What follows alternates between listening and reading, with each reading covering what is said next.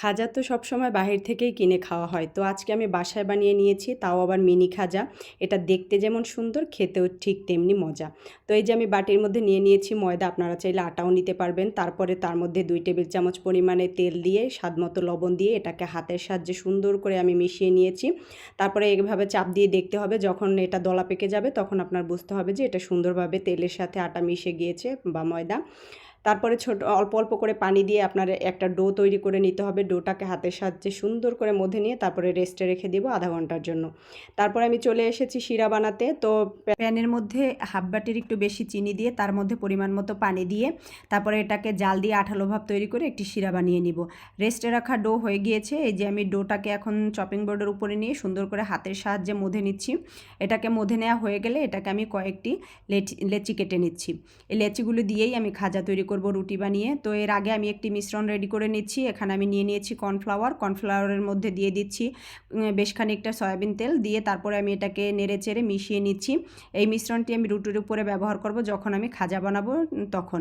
তো তারপরে আমি এই যে নিয়ে নিয়েছি রুটির ডো নিয়ে তারপরে এটাকে সুন্দর করে আমি রুটি বানিয়ে নিচ্ছি। এটাকে একদম পাতলাও করা যাবে না, আবার মোটাও রাখা যাবে না, যার জন্য আমি এই রুটিটা বানিয়ে নিয়েছি। রুটি বানানো হয়ে গেলে সেই মিশ্রণটা উপর থেকে 1 চামচ পরিমাণে দিয়ে তারপর উপরে কর্নফ্লাওয়ার দিয়ে আমি সুন্দর করে এটাকে হাতের সাহায্যে মিশিয়ে নিচ্ছি।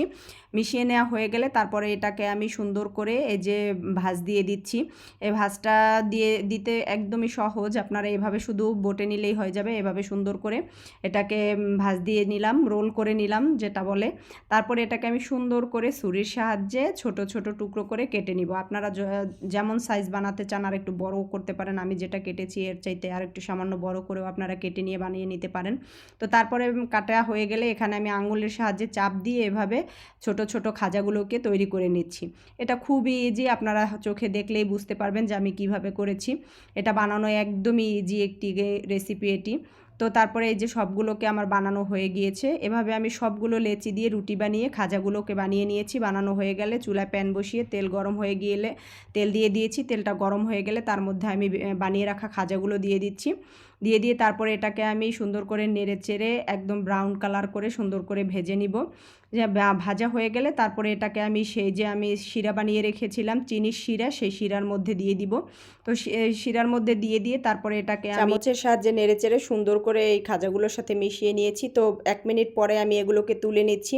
দেখুন এটা একদম রেডি হয়ে গিয়েছে, আলহামদুলিল্লাহ।